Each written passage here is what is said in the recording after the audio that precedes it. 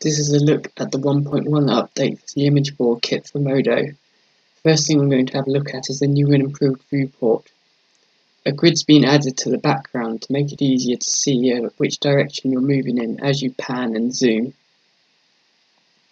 As well as this, borders have been added to the pictures when selected to be able to make it easier to identify which pictures you have selected.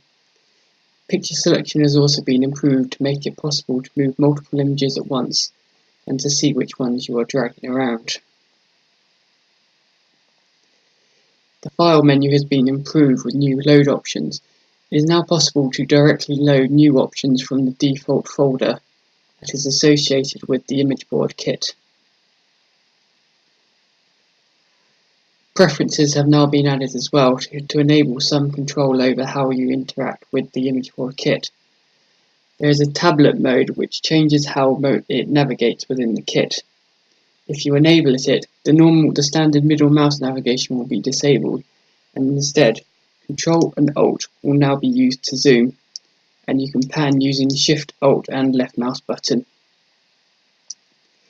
Sensitivity sliders have also been added so you can set it to how you feel would be most useful for you.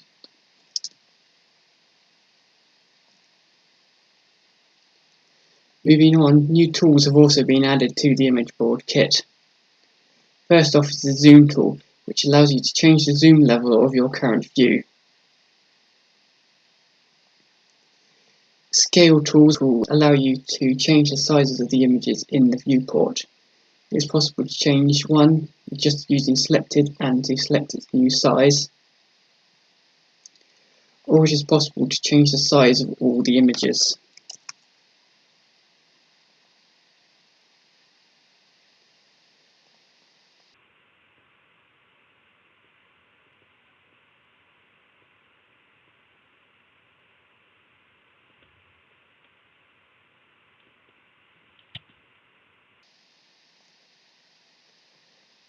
The rotate tool has also been added to rotate pictures in either a clockwise or anti-clockwise direction.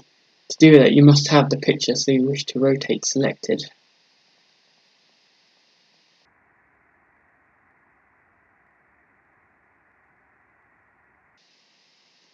Finally, MacOS Support has been added to the kit. However, it is slightly limited in the fact that it currently only supports BMP and PNG image types. This has been a look at the image board kit for Modo.